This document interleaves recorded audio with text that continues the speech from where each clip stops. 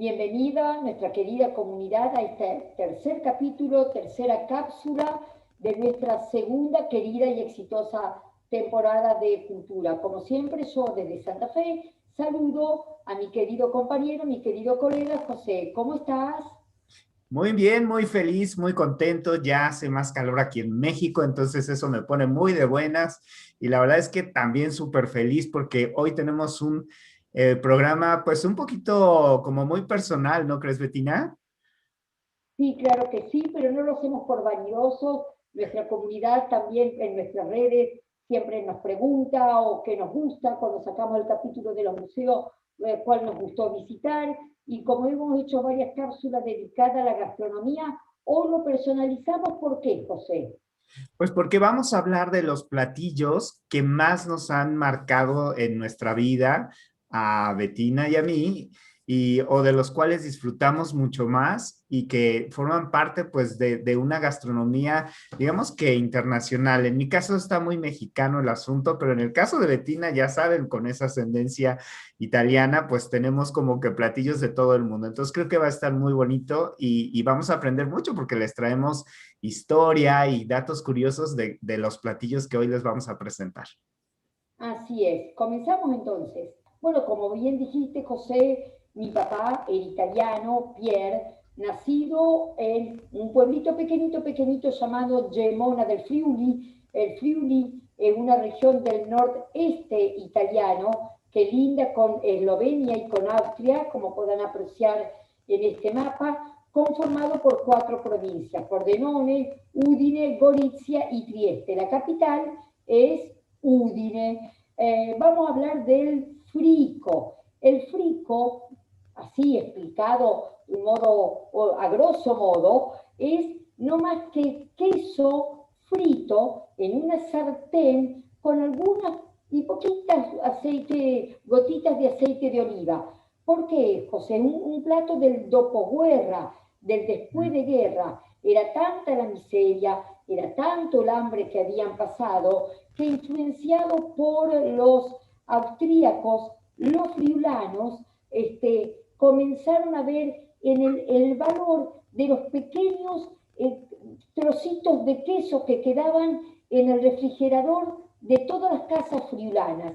Y entonces vuelvo a repetir, marcados por el hambre que habían pasado en la guerra, finalizado el 45 o finalizada la guerra en el 45, las amas de casa friulanas comenzaron a juntar esas pequeñas sobras de queso, la ponían en un sartén y, como bien dije, con aceite de oliva, y freían el queso. Con el tiempo se fue perfeccionando, se hacía con el queso montasio, luego pasó a ser el queso parmigiano, el grana padano o el parmigiano reggiano, y hoy en día no hay no solo región de Italia, sino diría el mundo entero en la gastronomía refinada que no acuda a este plato, al frico, que pasó de ser un appetizer. ¿Y por qué digo appetizer? Porque, vuelvo a repetir, luego se fue refinando, se le daba la forma de una canastita y se la rellenaba, como podemos ver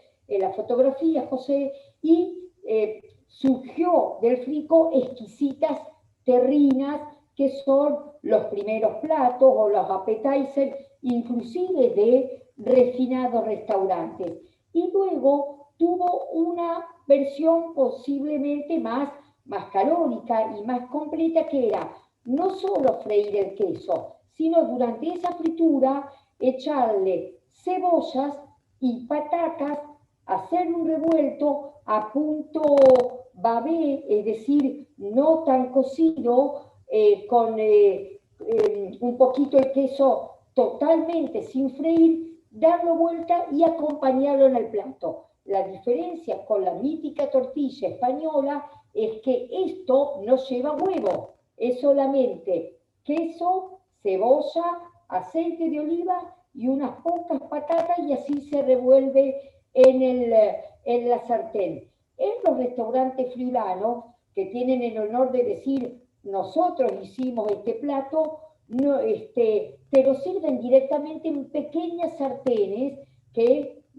dicho sea de paso, con una nota de color, tenés que agarrar con guantes porque te lo sirven hirviendo, hirviendo. Pero es un plato riquísimo. Entonces, para enseñarle a nuestra comunidad, hay dos tipos de frico. Solamente el queso frito, que sirve como una crostita, como una terrina para apoyar otras vegetales o legumbres, como lo muestra la fotografía, o un frico más completo, que es una especie de tortilla española, pero sin huevo. He aquí entonces, señores, el frico que me he cansado de comerlo, y el recuerdo de mi infancia los domingos a la noche era con mi hermana, porque todavía no había nacido mi hermano menor. Papá, antes de comernos, hacenos frico. Y era un lujo del domingo a la noche porque mi padre no quería que comiéramos tanto fritura por nuestro hígado de pequeñas. Pero sin duda es un manjar.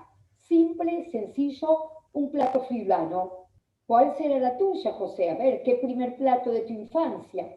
Pues mira, el mole poblano, ¿y sabes por qué? Porque mi mamá, pues es poblana, ella nació allá y todos los años cuando éramos pequeños nos llevaba a casa de mis tías allá en Puebla, donde ellas elaboraban el mole a mano totalmente, o sea, totalmente artesanal. Recuerdo muy bien el espacio y me imagino en mi mente ese cuarto.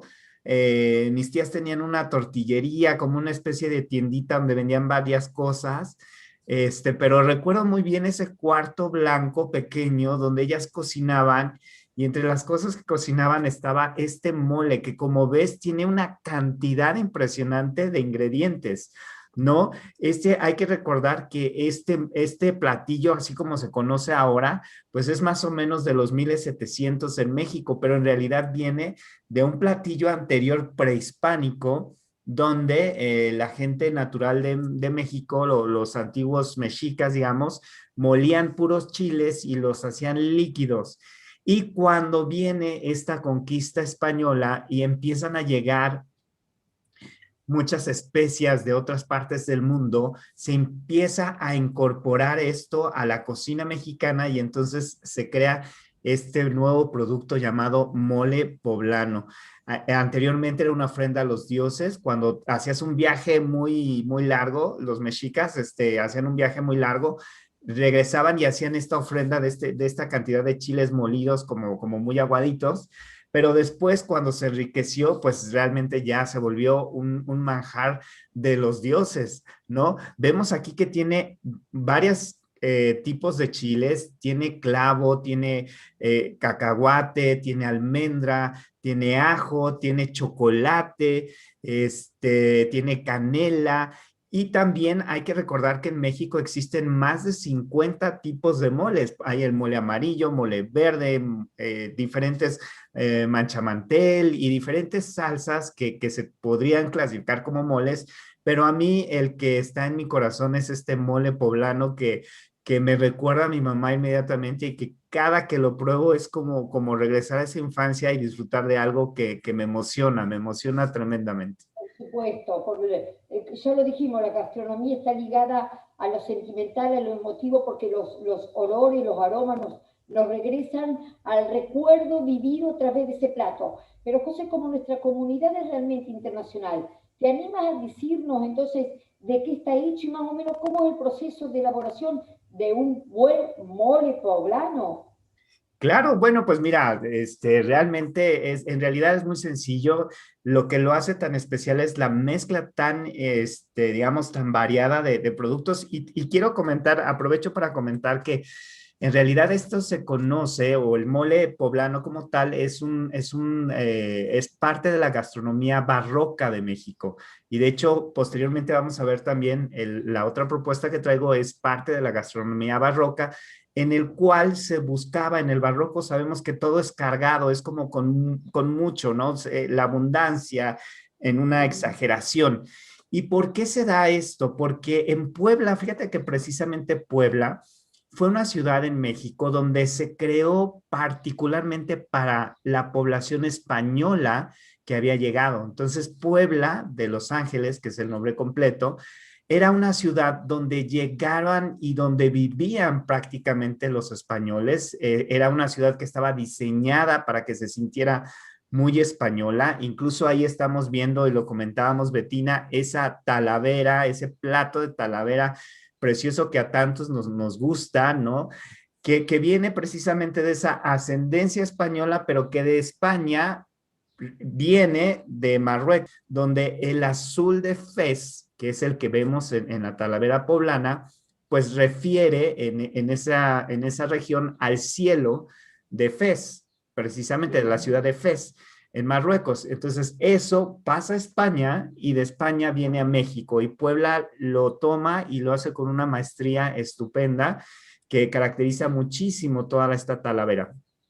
Pero esto es para comentarles que básicamente la gastronomía barroca estaba elaborada por las monjas que habían llegado y que obviamente estando encerradas en un convento, por ejemplo, este mole se dice que es del convento de Santa Rosa, es donde se elaboró este mole ya como lo conocemos ahora, y donde las monjitas, cuando les iban llevando especias nuevas, ellas lo combinaban y hacían experimentos, experimentaban para ver qué sabor les Eran gustaba. alquimistas. Exacto, eran alquimistas y ellas eran las que inventaban todo esto, pero básicamente comienzas moliendo los chiles, regresando un poquito a lo que nos preguntabas, Betina, es moliendo una cantidad de más o menos 4, 5, 6 variedades de chiles, dependiendo qué picor quieres también, porque un buen mole tiene que tener un picor, ¿no? Ya recordemos que los chiles mexicanos tienen que picar, que recuerdo muy bien que a mis amigos argentinos en particular les parece a veces hasta les veo que les sale fuego, ¿no, Sí, Betina? sí, sí, sí. Y mueles esos chiles con agua o con caldo de pollo, dejas reposar esa parte y después empiezas a elaborar todo lo que tú ves alrededor de lo que estamos viendo aquí, que son las nueces, los cominos, las especias, y empiezas a hacer una masa mucho más densa, y algo Claro. que tiene el mole es tortilla quemada. Entonces la tortilla, me acuerdo que mis tías la quemaban, o sea, se ponía negra, y esa ceniza negra es la que le colocaban al mole, Tal cual. precisamente a los chiles en agua, y con la pasta que hiciste, bueno, pues ya lo vas mezclando y pues te sale este delicioso manjar de los dioses. ¿Cómo ves, Betina? Me encanta y como te decía, sabés que nuestro principal, es la fuente de los principales alumnos que hemos tenido en México en estos 11 años, porque ya en abril vamos a cumplir 11, provienen de Puebla, así que me da una nostalgia particular porque me he traído más de un plato de esa decoración, de este azul. Puebla sin duda es un lugar encantado, ¿no? Así que gracias, José, porque realmente me remite a esta ciudad que amo, amo tanto. Puebla. Claro, muy linda Puebla. Y pues continuamos, Betina. ¿Y ahora a dónde nos vamos a ir? Bueno, y ahora vamos a seguir en Italia, pero vamos a hacer como por un giro. Te comento, José, vamos a hablar de la milanesa, que diría que junto con el asado es el plato de los argentinos. Nuestra carne es única en el mundo y no lo digo yo, así está catalogada y han explicado que por la pastura que reciben las vacas, nuestro pasto, nuestra tierra en la Patagonia tiene una calidad excepcional que hace que la carne de la vaca no tenga nervios. Por lo tanto, realmente es un manjar. Es por eso la calidad de la carne argentina que verdaderamente se exporta al mundo entero. Ahora bien, la milanesa no nace en Argentina. En 1134, un libro de recetas de cocina que se encuentra en Milán y que luego destaca un cocinero llamado Pietro Sorba, en latín logra traducir que decía lumus apanato, es decir, lomo empanado en pan, y se tiene o se llega a la conclusión que hablaba de la milanesa, que en realidad, José, En Italia no existe la palabra milanesa, se dice cotolete milanese o cotolete apanata, es decir, costilla empanada o apanada en pan, y es uno de los platos más caros. Pero ¿qué pasa? Los austríacos dicen que no es un plato verdaderamente italiano, aunque este libro sí lo registra en 1734, en 1134, perdón. De hecho, he tenido la oportunidad de vivir en Alemania, y tanto en Alemania como en Austria, a este plato lo llaman Schnitzel, y cuenta la historia que lo preparaban para la casa de los Habsburgo y por qué empanaban esta lonja, este lomo de carne, porque el rey pedía que su plato estuviese bañado en oro. Entonces, los austríacos y los alemanes no dicen pan rallado, dicen oro rallado. Entonces está peleado entre los milaneses y los austríacos, que fueron los primeros que nombraron a este plato como schnitzel, de quién es la autoría. Como sea, el comune de Milano, el comune di Milano, o sea, la alcaldía de Milán, en el 2008 dijo, vamos a ganarle de mano a los austríacos y vamos a registrar que la milanesa o la cotoleta es un plato italiano. Pero claro, todos los argentinos somos o hijos aquí presentes o nietos de italianos. Entonces la milanesa llegó cuando hemos recibido millones y millones de italianos inmigrantes. Y no quedamos conformes con esta versión. Hicimos a lo argentino dos más, que te invito, José, que le mostremos a nuestra comunidad. Claro que sí, vamos a conocer más de la milanesa, que no me sabía, como siempre, aprendemos cosas interesantes aquí con Betina. Muy bien, Betina, y ahora estamos viendo aquí una milanesa a caballo y una milanesa a la napolitana. A ver, cuéntanos. Quiero compartir con nuestra comunidad que lo estoy haciendo, José, a modo mío, y ya dice caballo, como dice un buen argentino. Vamos primero con la milanesa a la napolitana. Nosotros en Buenos Aires tenemos un gran estadio, o bueno, ring de boxeo que se llama Luna Park, donde han boxeado los máximos boxeadores de la historia argentina. Enfrente, en los años 60, 70, cuando brillaba un boxeador argentino, Carlos Monzón, para más precisión, santafesino, había verdaderos tours de extranjeros para verlos boxear. Había enfrente un restaurante sobre la calle Bouchard llamado Napoli, que no podía ser de otro modo de un napolitano. Cuenta la historia que terminada un match de boxeo de Carlos Monzón, muchos extranjeros se cruzan a comer la milanesa con la carne argentina, más al cocinero, de los nervios de atender tantos ilustres visitantes de todo el mundo que habían venido a verlo a Carlos Monzón, se le quema, se le pasa un poquito el pan rallado en la sartén, y cómo lo camufla, nada más y nada menos que con una capa de salsa de tomate, una lonja de jamón crudo y queso fundido con orégano. Tuvo bueno, salió airoso, todos los turistas, empezó el pasapalabra de, no, no comí una milanesa, el cocinero, el chef que lo traía, me dijeron que es una milanesa, la napolitana, que solo se encuentra en este restaurante. Ni lerdo ni perezoso, el CEO, el dueño de este restaurante italiano, lo patenta y a las 48 horas estaba incluida en su menú. Y de ahora en más, y de allí en más, no hay restaurante argentino que no te tenga milanesa primero, que podés elegir de pollo o de carne, y luego la famosa milanesa a la napolitana, que, José, te recomiendo porque me tenés prometido una visita a Argentina, probarla porque realmente es un manjar. y digamos que le devolvemos la gentileza a los italianos. Cuando muchos hijos de italianos nos fuimos a vivir a Argentina, a Italia, o por razones profesionales en mi caso, pero luego volví, pero muchos quedaron y abrieron sus propios restaurantes, le mostramos a los italianos que nosotros teníamos una versión de su cotoleta a la milanese, exportando la milanesa a la napolitana.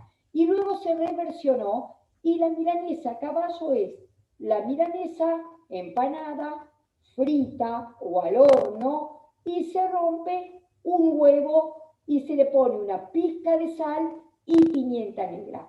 Así que para ustedes, querida comunidad de cultura, ya tienen 3 versiones de la cotolete milanesa o schnitzel. Elijan ustedes en qué idioma decirlo.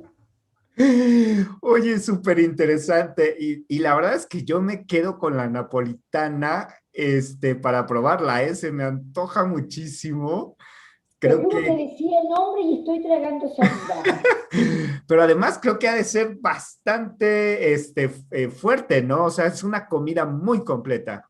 Bueno, y hay un restaurante aquí en el famoso barrio de La Boca, que se llama, que es el barrio de los genoveses, inmigrantes de Italia, que es paseo obligado, está incluido en todos los city tours sí, que ofertan Argentina, porque es imperdible, que se llama La Verdad de la Milanesa. Y solo comes milanesa. Entonces, bueno, tenés que sacar online un ticket, porque el turismo lo abarrota, el bus que te lleva te para ahí para que lo comas, pero lo gracioso es que cuando los argentinos pasamos por la vidriera de este restaurante, sacamos fotos a los turistas que sacan foto al plato porque no pueden creer, porque te sirven, claro, a nosotros lo que nos sobra es carne. Entonces, media vaca puesta en tu plato, por así decirlo. Y entonces absorto ante esa maravilla gastronómica, saca fotos y la propia gente de este restaurante te dice, pida uno porque comen hasta 3. Volvemos a México, ¿no, José? Creo que sí, contigo. Sí, regresamos a México y ahora les voy a contar de este chile en nogada. Este chile en nogada también, muy famoso en Puebla. Les digo que como estamos un poquito hablando de la gastronomía, de nuestra infancia también, de lo que y además de mis favoritos, es este chile en nogada que es también de la gastronomía barroca mexicana, pero que generalmente se cuenta que en México fue diseñado o fue inventado para Agustín de Iturbide, que fue uno de los libertadores de México, ¿no? Sin embargo, ya haciendo bien una investigación, vemos que este chile ya existía en España, y lo que se hizo en México fue cubrirlo o decorarlo tipo mexicano. ¿Y cómo es esto? Bueno, pues el chile, como ustedes saben, fue también elaborado por las monjas y fue para celebrar que ya estábamos por tener prácticamente nuestra independencia. Así es que en 1821, cuando Agustín de Iturbide entra a Puebla, entra con todas las fanfarrias, se le hace digamos, como una fiesta al Libertador, y se convoca a 14 conventos mexicanos para que hagan su mejor obra. Y entonces ahí tenemos otra vez a las monjitas elaborando con estos ingredientes, tanto prehispánicos como españoles, pues platillos. Y es así como deciden que este chile que ya se hacía en España y que se rellenaba pues con manzana, que se rellena con carne, que se rellena con aceite de oliva, con varias combinaciones. En México se hace así, pero para celebrar precisamente la independencia de México, ya hay que recordar que en México es el platillo que comemos en septiembre, que es cuando nosotros conmemoramos nuestra independencia. Se le pone esta salsa blanca que ustedes ven, que está hecha con nuez. Es nuez que está realmente pelada totalmente, nuez de Castilla que está pelada, se le quita la cascarita, se hace una mezcla y con crema, o depende, hay diferentes, digamos, tipo de esta nuez, de esta nogada. Se cubre el chile y después se le pone la granada, que es de temporada, que es solamente de la temporada de septiembre, octubre, que es el color rojo, y luego se le pone también lo que es el perejil verde, ¿no?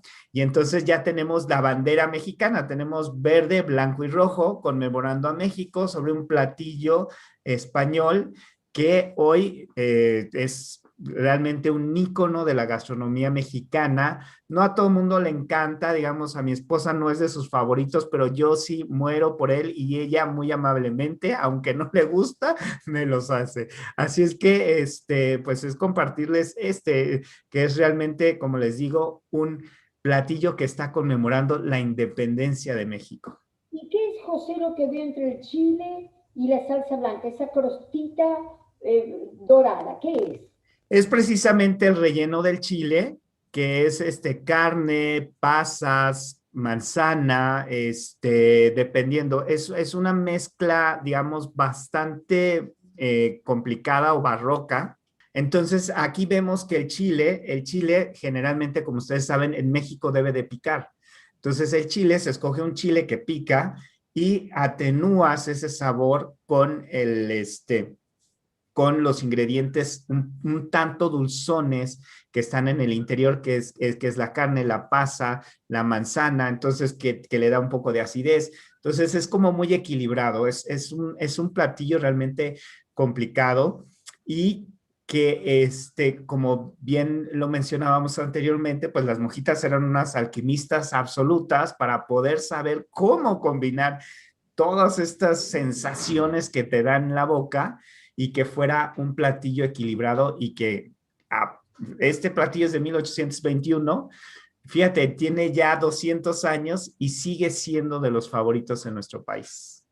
Ya que, José, hablas de los colores y estamos hablando de gastronomía y nuestro programa se llama Cultura, permitime volver a Italia y decir entonces que los napolitanos, la pizza margherita, cuando la principesa Margherita di Savoia los visita en el sur, crean para ella la famosa pizza margherita y pone los tres colores de la bandera italiana, en el orégano el verde, el rojo la salsa de tomate para agasajarla. Así que fíjate que de continente a continente las nacionalidades también, o los colores de la bandera se plasman en los platos. Así es, entonces pues riquísimo. Y ahora nos vamos también, nos transportamos a otro país. ¿Y a dónde vamos ahora? Bueno, ahora vamos, dulces que se llaman galani o crostine, nuevamente nos remitimos al friuli, sin embargo estas cintitas, que no son más que cintas hechas con grasa, mantequilla y fritas en aceite de oliva hirviendo, y cuando uno las apoya sobre un plato y una servilletita absorbente, nomás tiene que esparcirle o azúcar común o azúcar impalpable. Era el plato que me hacía mi abuela Beatrice, italiana ella, mamá de mi papá, en el Friuli, y es el plato que los franceses llaman mardi gras o martedì grasso en italiano, es decir, el martes gordo. Se come el último martes de carnaval. Cada mamá o abuela que se precie de tal, el último martes de carnaval organiza la casa para su hijo y sus amiguitos, y las abuelas para sus nietos, esta merienda que, vuelvo a repetir, es el comer el galani, o también dicho crostine, un plato súper calórico, de más está decir, y que remite a lo que en carnaval se comía. Por eso el último día, a modo de cierre, era esto, y uno llegaba supuestamente gordo, de ahí que el martedì grasso. Los italianos, bueno, la palabra carne vale no es más que lo que vale la carne durante ese periodo, y la lujuria y el placer de la gastronomía. Se ven buenísimas. La verdad es que ya me está dando mucha hambre con este programa, Betina. La verdad es que ahora sí estamos, bueno, con todo. Y bueno, pues yo quería Ah, presentarles. Quería presentarles una combinación de mis, digamos, platillos favoritos. Y tenemos aquí un taco de pulpo. Y bueno, el taco, qué cosa más mexicana que el taco, que ustedes saben, señores, que en México lo comemos con todo. El taco, es decir, una tortilla que generalmente todavía tenemos, y yo aquí muy cerca de la casa tengo lugares donde puedo ir a comprar tortilla hecha a mano realmente y con diferentes tipos de maíces. Hay maíces criollos, maíz azul, maíz amarillo, maíz blanco, combinación, maíz rojo tenemos también. Y entonces las tortillas se pueden hacer cuando se hacen a mano, se pueden hacer con cualquiera de estos tipos de maíz y además se le pueden poner algunas hierbas de olor para que, por ejemplo, se le puede poner hoja de aguacate o alguna otra cosa y entonces la tortilla va tomando el color y el sabor. Y bueno, nosotros los mexicanos realmente tenemos taco de todo y hacemos taco de lo que sea, lo que quedó en casa lo podemos convertir en un taco y para nosotros es totalmente digno y maravilloso. Además, el protocolo, Betina, como bien sabes, nos permite tomar el taco con las manos, es realmente lo correcto. Comer un taco con cubiertos es totalmente inapropiado, se puede hacer, pero en realidad el protocolo nos permite tomarlo con la mano lo cual lo hace también muy particular de utilizar y de disfrutar. Y bueno, pues en esta ocasión les traje estos porque México, como saben, tiene también litoral y tenemos algunos estados donde, digamos, la parte de la comida que tiene que ver con el mar es muy importante, ¿no? Entonces, estos tacos de pulpo los podríamos ver desde Baja California Norte hasta Acapulco o del otro lado en Cancún, en Veracruz, y siempre los vas a encontrar. Estos son pulpos a las brasas y fíjense cómo están acompañados con aguacate, que el aguacate es otro de los ingredientes básicos de la gastronomía mexicana. Este aguacate que en México es verdura y que en Europa es fruta, Exacto. pues, y que tiene esta consistencia y que se ha hecho tan popular en la comida también en la gastronomía norteamericana ahora, porque ya el aguacate allá, lo que es el guacamole, es parte de su ingesta, yo creo que muy frecuente de los norteamericanos, también ya ha migrado muchísimo para allá y exportamos muchísimo aguacate a los Estados Unidos.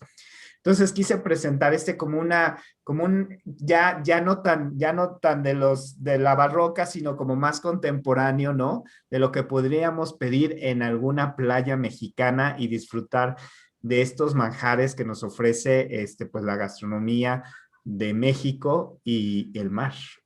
Y déjame decir, sí, esos pulpitos, por favor, ya quisiera yo atravesar la pantalla y agarrarlos.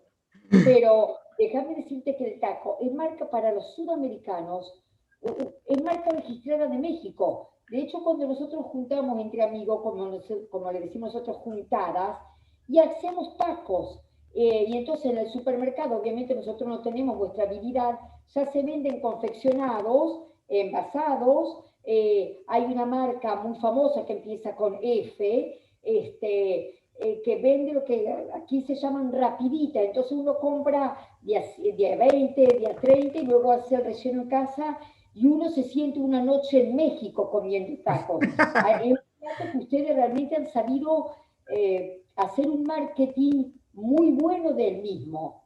Como vos bien decís, el guacamole, nosotros, bueno, aquí al aguacate le decimos palta, los nachos, es decir, cuando uno quiere decir, bueno, vamos a hacer una noche mexicana, el aguacate, los nachos y los tacos, y ni hablar de tequila, no pueden faltar. Y bueno, pues ahora vamos a ver estos que, wow, yo sí los he probado, los de acá, los de un lado, los otros no, pero se me antojan muchísimo. Y bueno, el alfajor tradicional lo he probado allá en Argentina, pero este nunca lo había visto y se me hace que está buenísimo. A ver, Y platícanos. aterrizo en mi querido Santa Fe. Pero primero vamos a la imagen de la izquierda, José, porque así como los italianos bajaron en masa de su barco, Argentina fue fundada por dos grandes naciones, España e Italia. Esas fueron las corrientes inmigratorias que nosotros recibimos y que han hecho grande esta Argentina cuando Argentina llegó a ser novena en el ranking mundial de riqueza. Entonces, también bajaron los españoles. Y los españoles trajeron el alfajor o el madrileño. Primero, José, no sé si sabés, seguro sí, que toda palabra española que empieza con al es árabe. Almohada, alfajor, ala, todas las palabras que vas a encontrar en el diccionario de la Real Academia Española y que empieza con AL, es una influencia de los árabes que estuvieron siglos y siglos en el sur de España. Los árabes introdujeron el alfajor, que significa en árabe relleno, y lo toman los madrileños y allí nace el madrileño, que no es más que el alfajor, pero hecho con capas de hojaldre y rellenos de dulce, de mermeladas varias, espolvoreados con azúcar impalpable y del dulce en los alrededores pegaban crostitas de maní, praliné. Ese es el madrileño. Cuando los españoles vienen, los santafesinos, y me pongo de pie porque estoy nombrando mi ciudad, lo toman y se registran en Argentina los primeros alfajores argentinos, que vuelvo a repetir, nacen en Santa Fe y que ahora se dividen, porque Argentina tiene tres clases de alfajores. El alfajor de Mar del Plata, que es relleno de chocolate, el alfajor de Córdoba, que tiene mermeladas o jaleas de fruta, y el alfajor santafesino, que es el preferido de los argentinos porque está relleno nada más y nada menos que de nuestro dulce de leche, que es el más consentido por los argentinos.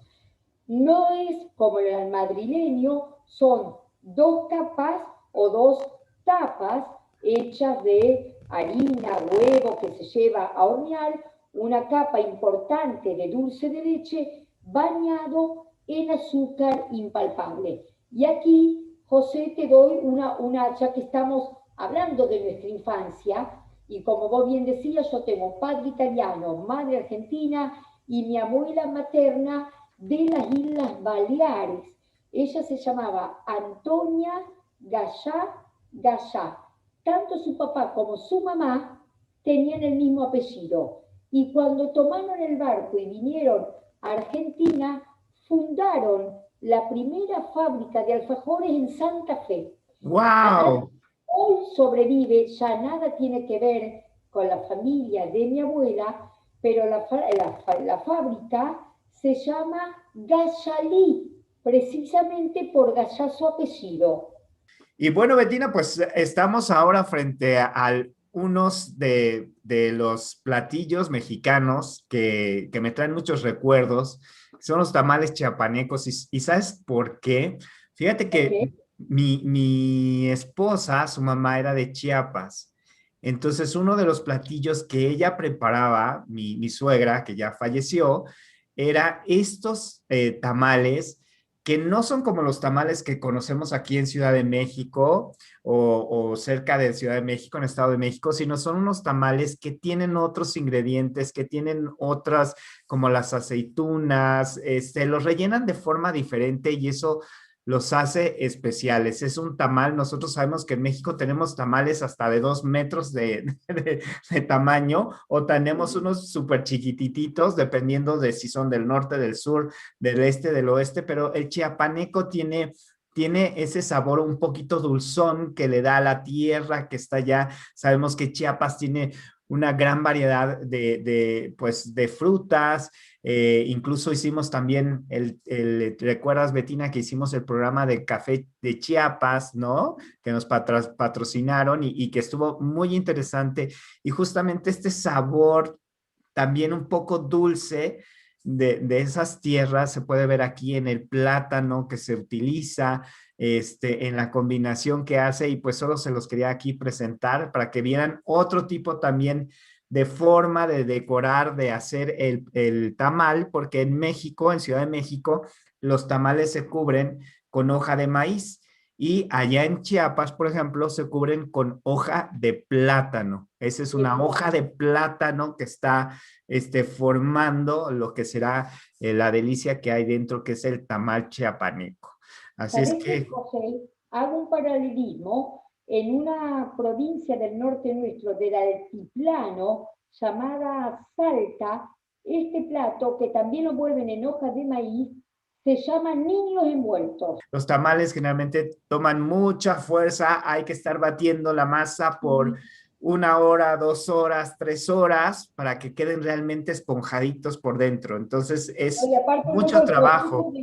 el proceso del packaging, luego, por así decirlo. Exactamente, y después tienes que tomarlo, colocarlo, envolverlo, que no se deforme, rellenarlo. Entonces, te puede tomar, hacer unos buenos tamales, te puede llegar a tomar hasta 6, 7 horas para dejarlos en su punto. Nos vamos A tus postres, José. Cuéntanos, ¿qué estamos viendo? pues estamos viendo el típico churro que sé, Betina, que tanto en México como en Argentina son muy populares, pero ¿de dónde viene este churro? Son españoles, ¿no? Totalmente españoles, Betina, efectivamente. Como ahí en Madrid precisamente uno va a las churrerías, te lo venden con tu chocolate, lo disfrutas por la tarde, estás ahí disfrutando de una ciudad tan bella como es Madrid y adicionalmente de este manjar realmente. A mí me recuerda mucho, mi papá fue dueño de panaderías aquí en México y hacíamos churros para vender, eran muy populares. Estos están chiquititos, pero en México tienden a ser un poco más largos. Y, Sí. y tú me comentabas, Betina, que en Argentina también se rellenan, ¿verdad?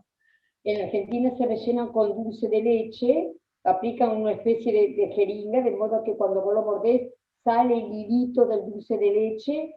También están así los clásicos y también están los extremos, bueno, lo sacan de la freidora, las panaderías, las pastelerías, y en el acto tienen como una especie de olla, de cacerola con el tipo fondue, con chocolate fundido, y te bañan los extremos, ambos extremos del churro en chocolate.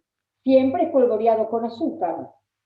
Claro, entonces, pues cerramos con esta delicia que se disfruta en nuestros dos países y se disfruta también en Europa, así como hemos disfrutado recordar parte de nuestra infancia, parte de nuestra vivencia, de lo que somos nosotros, que nos han preguntado. Pues bueno, aquí les pasamos un poquito de nuestro ser. Y decirle a nuestra comunidad, José, porque siempre es un aporte a la cultura, que si vienen en Argentina, churro también es un nombre muy lindo. Así que tengan en cuenta a la hora de pedir un churro qué tipo de churro quieren.